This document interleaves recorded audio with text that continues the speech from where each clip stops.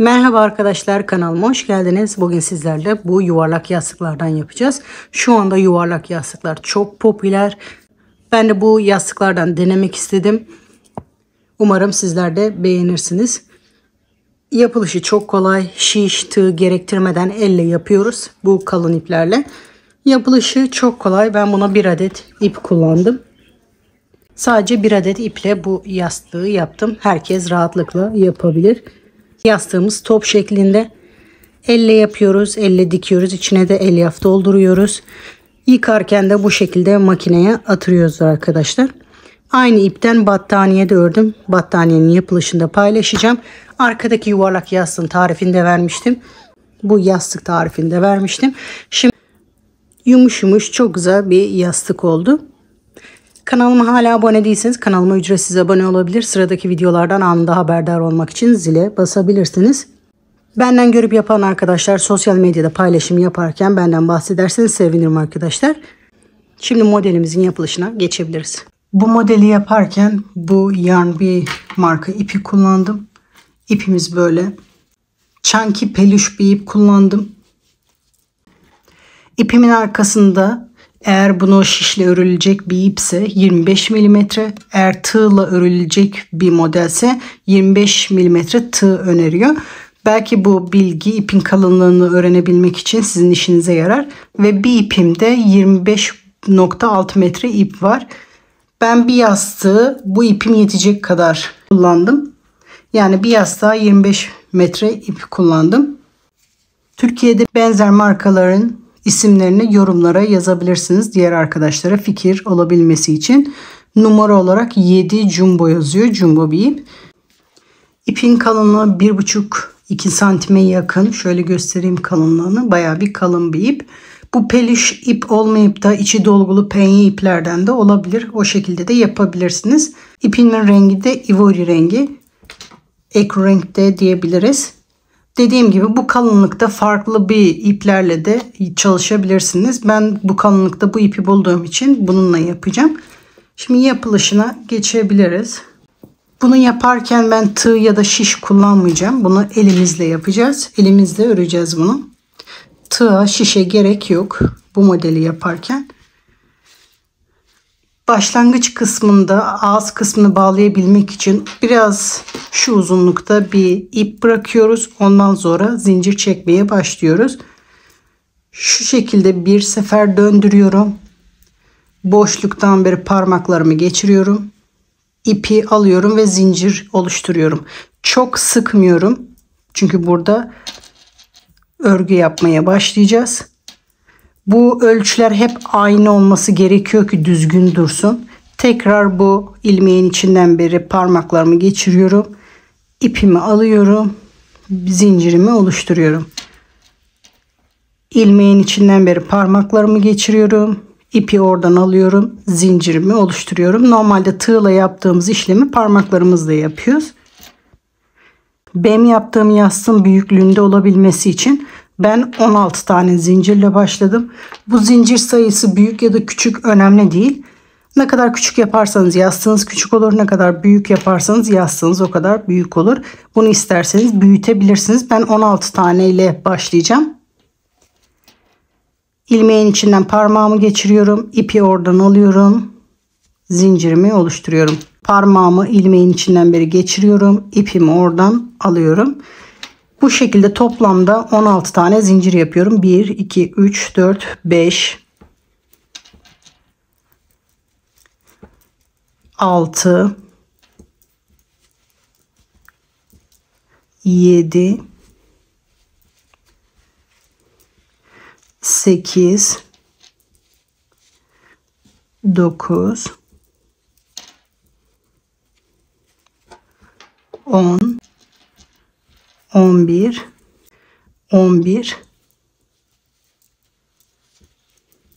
12, 13, 14, 15 ve 16. Bu sizin için yeterli bir ölçü olup olmadığını anlamak için şu şekilde yuvarlak oluşturduktan sonra Kenardan kenara kadar çapını ölçerseniz yastığınızın çapı o kadar olacak demektir. Çünkü böyle düz giden bir model. Eğer bu sizin için yeterli bir ölçü değilse bunu biraz daha zincir sayısını çoğaltarak böyle büyütebilirsiniz. Bu benim için yeterli bir ölçü. Şimdi ilk halkamı birleştiriyorum.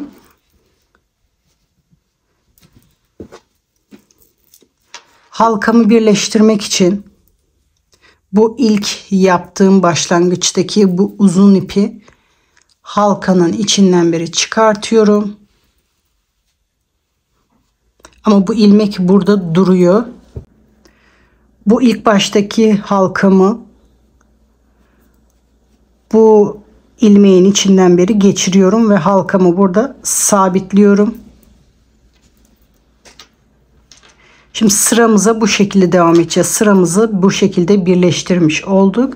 Şimdi bu zincirlerin içine birer tane ilmek yaparak bırakacağız. Şimdi bu ilkinin yerine yapmış olduğumuz bir. Bakın tekrar bunun dibinden beri ipimi alıyorum. Aynı ölçüde ilmek yapıp bırakıyorum. Bu ipe dokunmuyoruz şu anda. Sıradaki zincirin içinden beri parmaklarımı geçiriyorum. İpimi oradan alıyorum. İlmek yapıp bırakıyorum. Aynı boyda olmalarına dikkat ediyoruz. Her zincirin içinde aynı şeyi yapıyoruz. Sıradaki zincirin içinden parmağımı geçiriyorum. İpimi alıyorum. Aynı boyda ilmek yapıyorum. Bu şekilde toplam 16 tane ilmek yapıyorum sırasıyla. Dönüyorum. Sıradaki zincirin içinden beri parmağımı geçiriyorum. İpimi alıyorum. Burada da bir ilmek oluşturuyorum. Aynı boyda olmaları gerekiyor. Sıradaki zincirden parmağımı geçiriyorum. İlmeğimi oluşturuyorum. Bu şekilde sırasıyla yapıyoruz.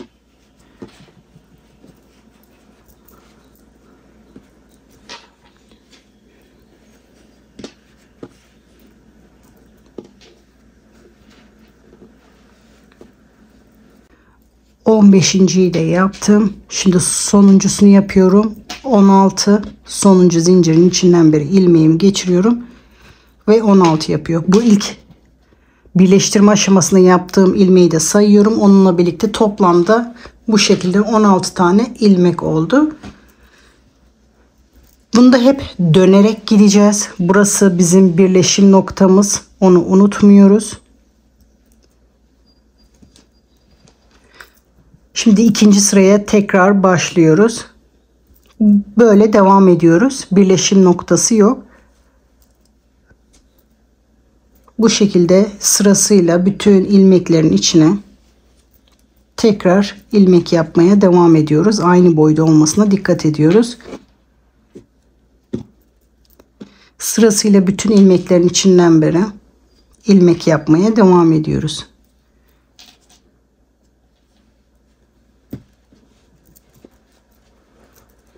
Çok basit ama dikkat edilmesi gereken bir model. Eğer büyüklükleri eşit olmayınca dalgalanma, yamukluk oluyor. O yüzden bütün ilmeklerin eşit olması gerekiyor. Bu sırayı da böyle sıra sonuna kadar hiç çoğaltma, eksiltme yapmıyoruz. 16 ilmeğe bu şekilde örmeye devam ediyoruz elimizle. İlmekler aynı boyda olması gerekiyor. Ne çok sıkıyoruz ne çok gevşek bırakıyoruz. Gevşek bırakırsak da aralardan elyaflar görünür. Çok gevşek de bırakmıyoruz, çok da sıkmıyoruz. Bu şekilde örmeye devam ediyoruz. İlmeğin içinden beri ipi alıyoruz. Tekrar ilmek oluşturuyoruz. Şiş yerine ellerimizi kullanıyoruz.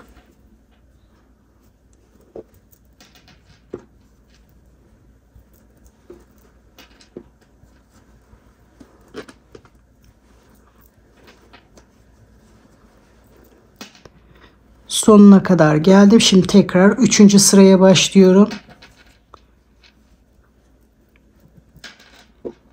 Direkt dönerek geçiyoruz. Birleştirme aşamasında bir şey yapmıyorum.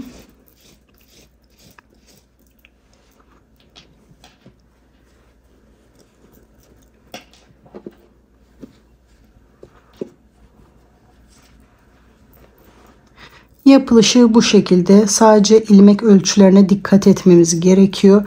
Çok zevkli bir örnek. 1 saatte 2 saatte bitiyor. Bu şekilde ben ipim yetene kadar öreceğim.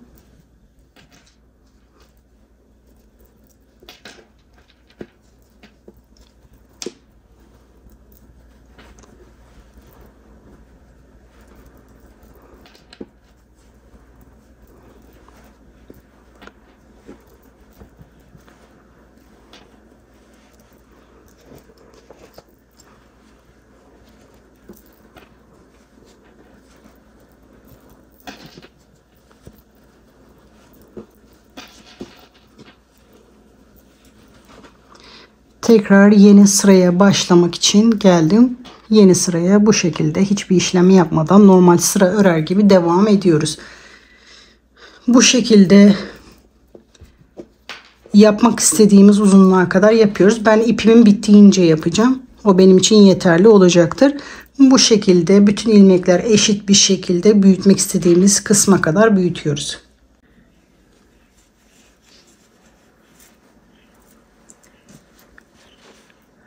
Burada başlamıştım ve burada da bitiriyorum. Bu şekilde biraz da uzun ip kalması gerekiyor. Bununla da üzerine dikeceğiz. Şimdi ilk önce bu aşağısını, başladığımız kısmı dikiyoruz. Elimizle yapacağız. Bu uzun bıraktığımız ipi bu aşağıda zincirin içinden beri geçiriyorum.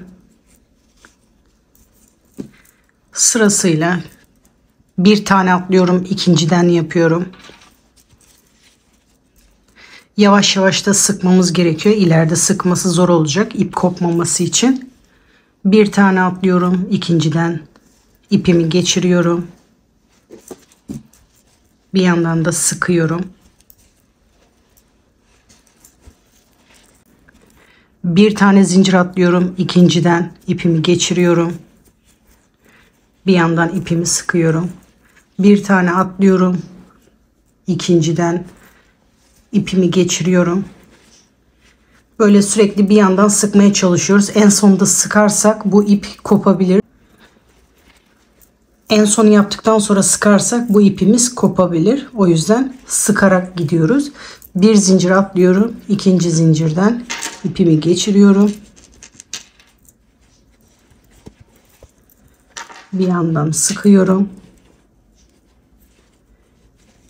Bir zincir atlayıp ikinciden ipimi geçiriyorum.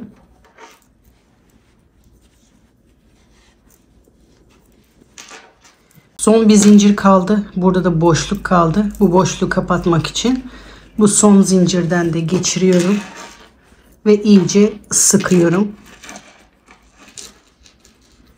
Bu son zincirin içinden beri tekrar ipimi geçiriyorum. Bu sefer bu halkanın içinden beri ipimi çekiyorum. Normalde böyle çekecektim. Halkanın içinden beri geçirerek ipimi düğüm atıyorum.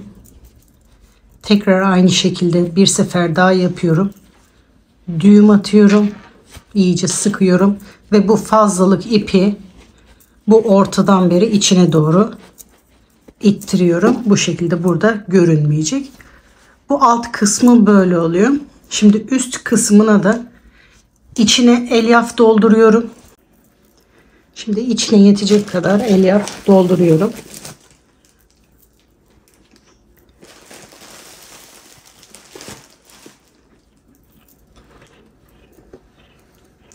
Ben ipimi aldığım yerde bu şekilde pakette elyaf almıştım. O elyafı dolduruyorum.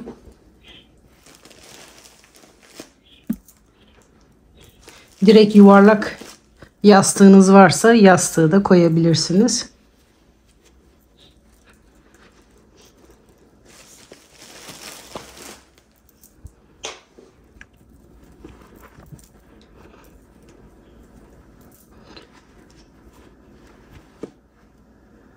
Tam yuvarlak şekil olması için biraz daha dolduracağım.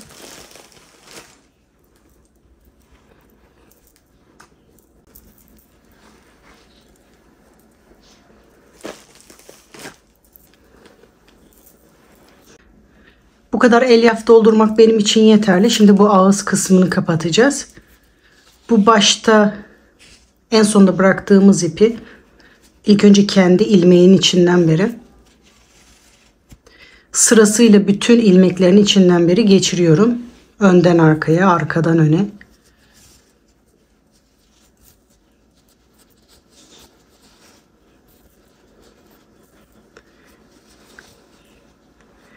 Bir yandan da sıktırıyoruz.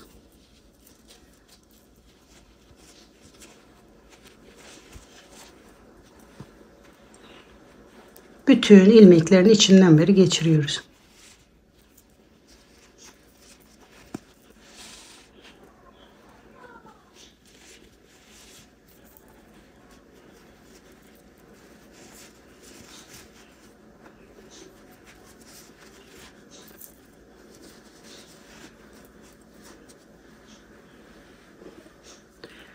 Bir yandan sıktırıyorum.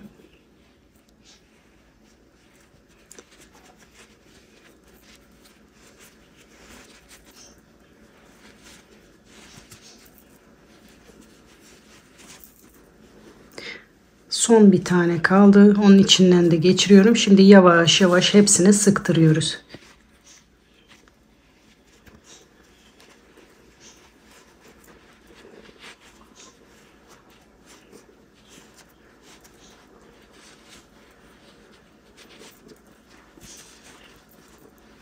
Burası iyice kapanana kadar sıktırıyoruz.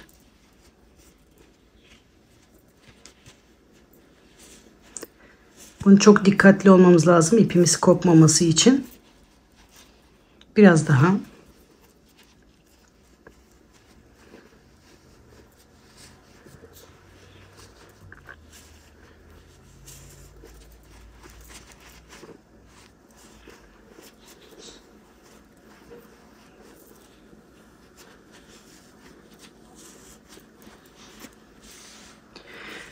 Şimdi iyice sıktırdım. Bu ipimi bağlamak için hem de şu ara boşluk kapansın diye. Bu şekilde karşıya doğru ipimi geçiriyorum. Halkamın içinden beri ipimi sıktırıyorum. Bir seferde bu yöne doğru atacağım. Bu tarafa doğru ipin içinden geçiriyorum. Sonra halkanın içinden geçiriyorum. İpimi iyice sıkıp bunu da aynı içine doğru atıyorum. Bu şekilde yuvarlak yastığımız hazır. Yastığım bitmiş hali bu şekilde. Umarım sizler de beğenmişsinizdir. Kanalıma hala abone değilseniz kanalıma ücretsiz abone olabilir. Zili açarak sıradaki videolardan anında haberdar olabilirsiniz. Yapacak arkadaşlara kolay gelsin diyorum. Sıradaki videolarda görüşmek üzere.